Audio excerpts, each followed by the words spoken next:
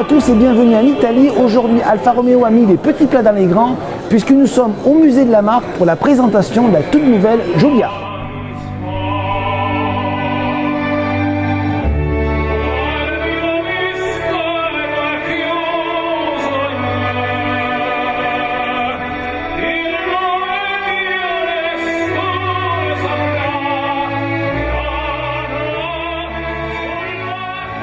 Alors cette nouvelle Giulia représente le renouveau de la marque italienne.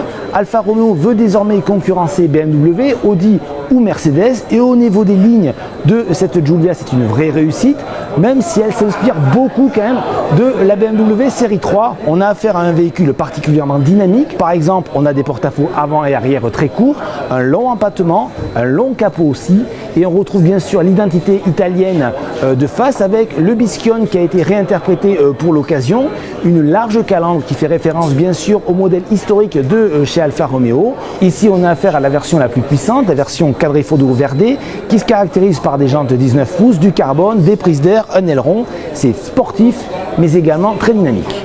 À l'heure actuelle, on ne connaît quasiment aucune info technique sur la voiture, pas la longueur, par exemple pas le volume de chargement. On sait qu'il y aura des moteurs essence et diesel. La gamme essence sera chapeautée par un tout nouveau moteur, un 6 cylindres turbo qui développera 510 chevaux et conçu en collaboration avec Ferrari.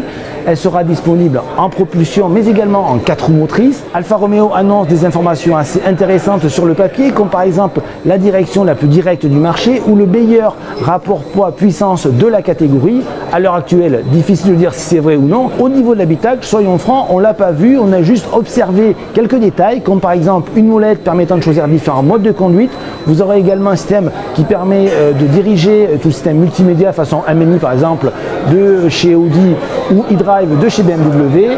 Pour le reste, c'est un petit peu l'inconnu. On sait seulement que l'instrumentation sera tournée vers le conducteur. Tiens, ça me rappelle un petit peu BMW. Je pense que c'est pas fait au hasard. Plus d'informations sur la Giulia à l'occasion du salon de Francfort qui marquera les vrais débuts de cette nouvelle berline. La commercialisation interviendra au printemps 2016, mais dites-vous bien que ce n'est que le début de la renaissance d'Alfa Romeo, puisque Sergio Marchionne a annoncé pas moins de 7 modèles en plus d'ici 3 ans.